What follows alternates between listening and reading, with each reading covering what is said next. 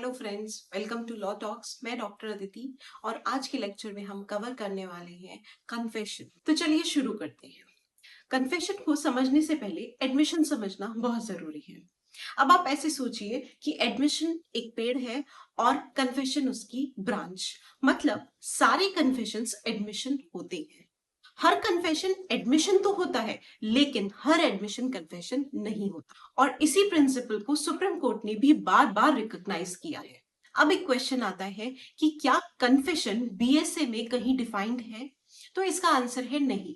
जैसे Indian evidence act में कहीं कन्फेशन की डेफिनेशन प्रोवाइडेड नहीं थी, वैसे ही भारतीय साक्ष्य अधिनियम में भी हमें कन्फेशन की डेफिनेशन प्रोवाइड नहीं की गई है। कोर्ट कन्फेशन का मीनिंग जुडिशियल प्रेसिडेंट्स के थ्रू डिसाइड करती है। मतलब ये कि सुप्रीम कोर्ट और प्रीवी काउंसिल के जजमेंट्स ने कन्फेशन का मीनिंग डेवलप किया है और इसीलिए कन्फेशन को पढ़ते हुए केस लॉज हमारे बहुत इंपॉर्टेंट रोल प्ले करते हैं।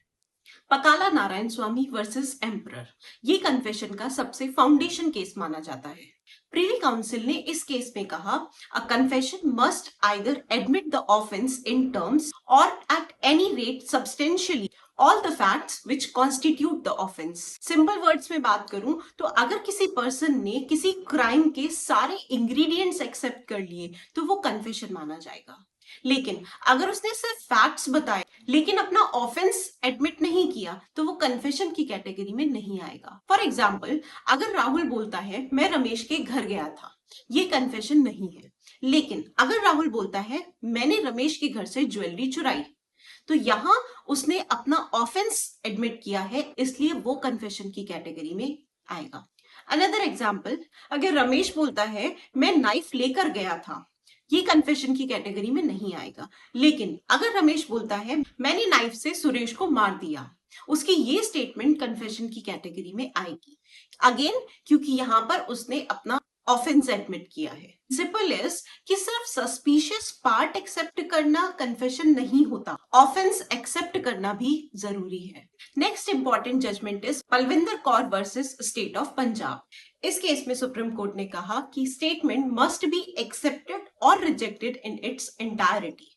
मतलब अगर स्टेटमेंट का एक पार्ट प्रोसिक्यूशन को सपोर्ट करता है और वहीं दूसरा पार्ट एक्यूज्ड को इनोसेंट बताता है, तो उस केस में कोर्ट सिर्फ प्रोसिक्यूशन वाले पार्ट को अलग करके उसे कन्फेशन ट्रीट नहीं कर सकती, स्टेटमेंट एज अ होल पढ़ना होगा। फॉर एग्जाम्पल, आशा कहती है कि हाँ मैंने उसे पॉइजन दिया, लेकिन मेरा इंटेंशन उसे मारना नहीं था। कोर्ट सिर्फ पहले स्टेटमेंट को लेकर ये नहीं कह सकती कि कन्फेशन हो गया। कोर्ट को पूरी स्टेटमेंट को एक साथ इवैल्यूएट करना होगा। अब अगर मैं आपसे पूछूं कि एडमिशन और कन्फेशन में क्या डिफरेंस है, तो उस केस में एडमिशन किसी भी रेलेवेंट फैक्ट को एक्सेप्ट करना है, जबकि कन्फेशन के केस में एक्यूज्ड ऑफेंस या ऑफेंस का एसेंशियल इंग्रेडिएंट एक्सेप्ट करता है। तो अब हम पढ़ेंगे कि एक कन्फेशन कब वैलिड होता है और कोर्ट किस कन्फेशन को एक्सेप्ट करती है और किस कन्फेशन को रिजेक्ट कर देती है।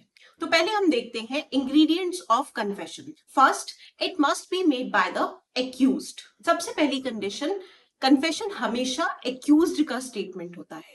अगर कोई विटनेस बोलता है कि मैंने देखा राहुल ने मर्डर किया, तो ये कन्फेशन नहीं होगा, ये सिर्फ विटनेस का एविडेंस होगा। कन्फेशन तब होगा जब वो खुद कहे कि हाँ मैंने मर्डर किया। Second, it must relate to the offence. मतलब दी गई स्टेटमेंट का कनेक्शन ऑफेंस से होना चाहिए। फॉर एग्जाम्पल, मैं उस दिन जयपुर गया था, क्या ये कन्फेशन है? नहीं।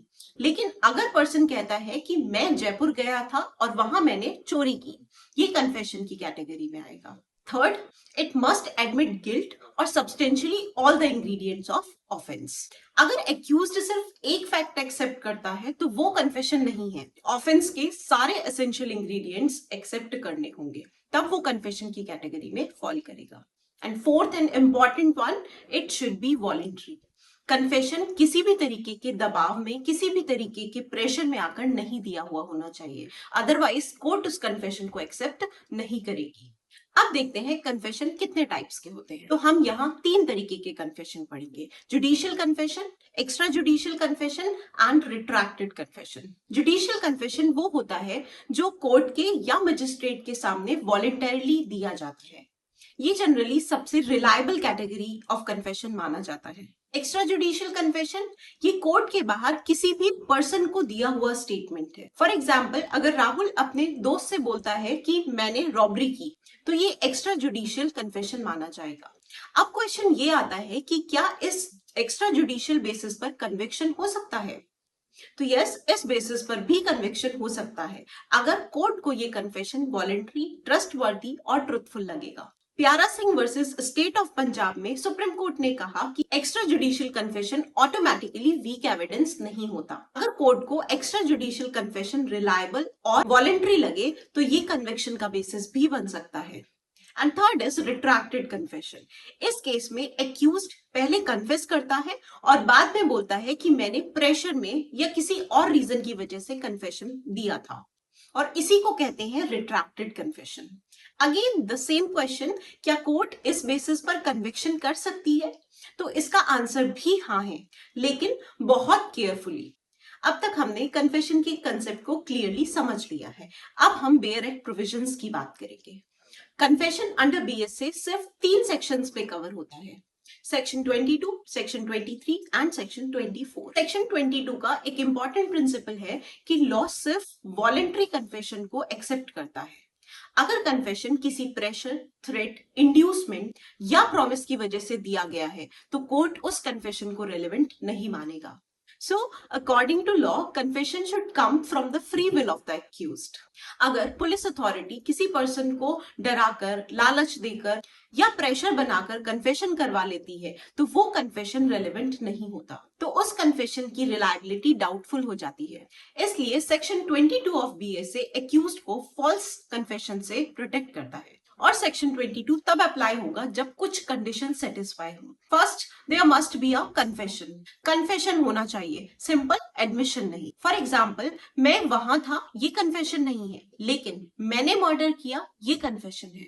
Second, there must be some kind of inducement, threat, coercion और प्रॉमिस। इंड्यूसमेंट मतलब किसी बेनिफिट का लालच देना। फॉर एग्जाम्पल, अगर पुलिस बोलती है कि सच बोल दो, कोर्ट तुम्हें छोड़ देगी। थ्रेट, अगर पुलिस कहती है कि अगर तुमने सच नहीं बोला या तुमने कन्फेस नहीं किया तो एनकाउंटर कर देगी या तुम्हारी फैमिली को नुकसान पहुंचाएगी, फैमिली को जेल भेज देगी, ये सब थ्रेट की कैटेगरी में आता है।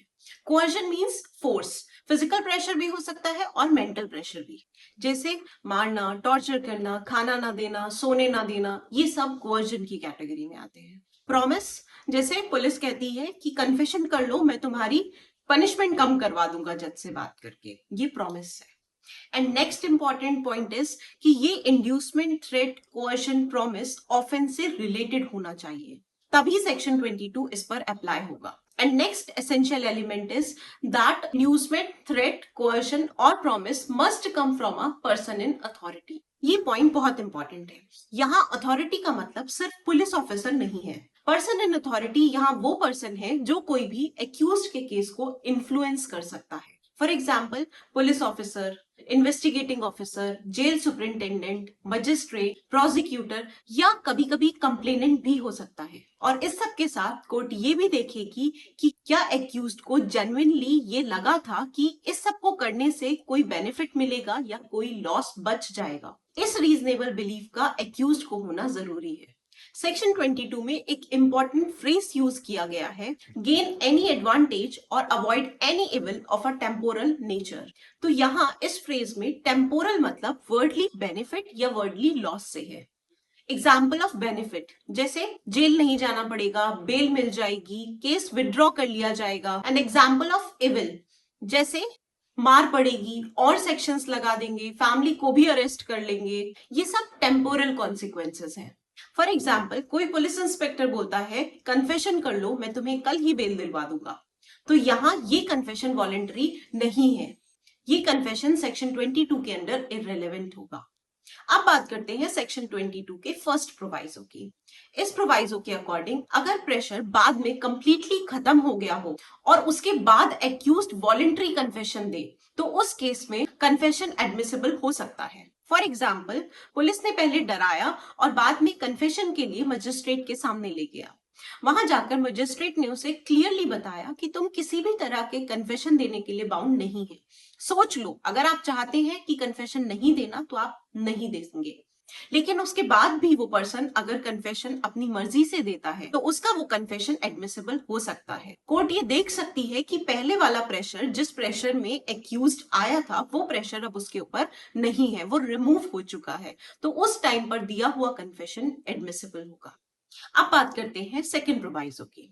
तो हर कन्फेशन ऑटोमेटिकली एडमिसिबल नहीं बन जाता। सेकंड प्रोवाइजो में कुछ सिचुएशंस दी गई हैं और इन सिचुएशंस की वजह से कन्फेशन इररिलेवेंट नहीं होता। मतलब ये सिचुएशंस कन्फेशन को इररिलेवेंट नहीं बनाती। First, promise of secrecy.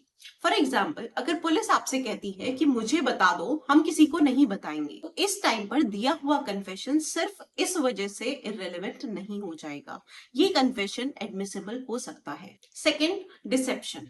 जैसे अगर पुलिस आपसे कहती है कि बस रूटीन इंक्वायरी है, आपको जाकर मजिस्ट्रेट के सामने बोलना है, लेकिन उनका एक्चुअल पर्पस कन्फेशन लेना है, तो सिर्फ डिसेप्शन होने की वजह से कन्फेशन इनएडमिसिबल नहीं होगा। Third, drunk condition. सिर्फ इस रीजन से कि एक्यूज्ड नशे में है, कन्फेशन ऑटोमेटिकली इनएडमिसिबल नहीं बनेगा। कोर्ट वॉलेंट्री नेचर एग्जामिन करेगी। Fourth, answer to unnecessary questions. For example, अगर पुलिस ऐसे क्वेश्चंस पूछती है जिन्हें आंसर करने के लिए पर्सन बाउंड नहीं है, लेकिन फिर भी पर्सन उनको आंसर कर देता है जिससे कोई कन्फेशन होती है, उस केस में भी कन्फेशन ऑटोमेटिकली रिजेक्ट नहीं होगा। And fifth and last, no warning given. अगर एक्यूज्ड को ये वार्निंग नहीं दी गई कि तुम कन्फेशन देने के लिए बाउंड नहीं हो, सिर्फ इस रीजन से कन्फेशन इनएडमिसिबल नहीं हो जाएगा। ये सभी बातें सेक्शन 22 के सेकंड प्रोवाइजो में क्लैरिफाई की गई है। State of Punjab versus Gurdeep Singh में भी सुप्रीम कोर्ट ने एम्फसाइज किया कि कन्फेशन वॉलेंटरी होना चाहिए। प्रेशर या इंड्यूसमेंट से दिए गए कन्फेशन पर कोर्ट विश्वास नहीं कर सकती। Now comes to section 23. According to section 23, police officer के सामने दिया गया कोई भी कन्फेशन रेलेवेंट नहीं होता, और ये रूल इसलिए बनाया गया ताकि पुलिस प्रेशर, फोर्स या टॉर्चर से कन्फेशन ना करवा सके। सेक्शन 23 को 2 सबसेक्शंस और एक प्रोवाइजो में डिवाइड किया गया है। सेक्शन 23 सबसेक्शन 1 कहता है, no confession made to a police officer shall be proved against the accused. अगर एक्यूज्ड पुलिस ऑफिसर के सामने कन्फेस करता है कि हाँ मैंने मर्डर किया, तब भी प्रोसिक्यूशन इस कन्फेशन को कोर्ट में एविडेंस के रूप में प्रूव नहीं कर सकती। फॉर एग्जाम्पल, राहुल को पुलिस अरेस्ट कर लेती है और उससे पूछती है कि बताओ मर्डर किसने किया। राहुल बोलता है मैंने ही मर्डर किया। यहाँ ये कन्फेशन कोर्ट में प्रूव नहीं किया जा सकता, भले ही ये कन्फेशन वॉलेंट्री कन्फेशन हो। ध्यान रखो, यहाँ कोर्ट ये नहीं देखती कि कन्फेशन वॉलेंट्री था या फोर्स से हुआ, सिर्फ एक चीज देखी जाती है, क्या कन्फेशन पुलिस ऑफिसर को दिया गया है। अगर हाँ, तो जनरली वो कन्फेशन इनएडमिसिबल होगा। यहाँ पुलिस ऑफिसर का मतलब सिर्फ एसएचओ नहीं है, इसमें इंस्पेक्टर, एसआई, एएसआई और इन्वेस्टिगेटिंग ऑफिसर ये सब इंक्लूड होते हैं। लेकिन हर गवर्नमेंट ऑफिसर पुलिस ऑफिसर नहीं होता। Barkat Ram versus state of Himachal Pradesh में सुप्रीम कोर्ट ने कहा, हर स्टैट्यूटरी ऑफिसर पुलिस ऑफिसर नहीं होता। कोर्ट पुलिस ऑफिसर की पावर्स देखेगी। अगर उसके पास पुलिस ऑफिसर जैसे इन्वेस्टिगेशन पावर्स नहीं है, तो यहाँ उसके ऊपर सेक्शन 23 ऑटोमेटिकली अप्लाई नहीं होगी। सेक्शन 23 सबसेक्शन 1 एक्यूज को प्रोटेक्शन देता है और साथ ही आर्टिकल 20 क्लॉज 3 ऑफ कॉन्स्टिट्यूशन से भी कंसिस्टेंट है। अब बात करते हैं सेक्शन 23 सबसेक्शन 2 की। इसमें पुलिस कस्टडी की बात की गई है। ये सबसेक्शन कहता है कि अगर कन्फेशन पुलिस कस्टडी में दी गई है, तब भी वो कन्फेशन एडमिसिबल नहीं होगी, जब तक कि कन्फेशन मजिस्ट्रेट के इमीडिएट प्रेजेंस में ना किया गया हो। राहुल पुलिस स्टेशन में पुलिस कस्टडी में बोलता है कि मैंने रॉबरी की है, ये कन्फेशन इनएडमिसिबल है। और अगर इसी केस में राहुल को पुलिस मजिस्ट्रेट के सामने ले जाती है और मजिस्ट्रेट ये एंश्योर करता है कि कोई प्रेशर नहीं है और राहुल कन्फेशन वॉलेंट्री दे रहा है, तो उस केस में राहुल का कन्फेशन एडमिसिबल हो सकता है। And most important, proviso to section 23, जिसे हम डिस्कवरी रूल से भी जानते हैं। अकॉर्डिंग टू दिस प्रोविजन, अगर एक्यूज्ड पुलिस कस्टडी में कोई इंफॉर्मेशन देता है और उस कन्फेशन की वजह से कोई नया फैक्ट डिस्कवर होता है, तो उस केस में सिर्फ उतना ही पार्ट एडमिसिबल होगा जितने पार्ट से डिस्कवरी डायरेक्टली रिलेट कर रही है। फॉर एग्जाम्पल, राहुल पुलिस से बोलता है कि मैंने मर्डर किया और चाकू मैंने अपने फार्म हाउस में नीम के पेड़ के नीचे छुपाया है। पुलिस वहां जाती है और चाकू वहां से मिल जाता है। तो कोर्ट में उसका पूरा स्टेटमेंट प्रूफ नहीं होगा, सिर्फ उतना ही पार्ट एडमिसिबल होगा जिससे रिकवरी हुई, मतलब कि चाकू फार्म हाउस में नीम के पेड़ के नीचे छुपाया है, ये पार्ट यहाँ पर एडमिसिबल होगा। मैंने ही मर्डर किया वाला पार्ट एडमिसिबल नहीं होगा, वो कन्फेशन की कैटेगरी में नहीं माना जाएगा। पुलुकुरी कोटैया वर्सेस एम्परर में प्रिवी काउंसिल ने क्लैरिफाई किया कि सिर्फ डिस्कवरी से डायरेक्टली कनेक्टेड पोर्शन एडमिसिबल होता है। BSA के फर्दर प्रोविजंस के लिए लाइक, शेयर, सब्सक्राइब करना ना भूलें।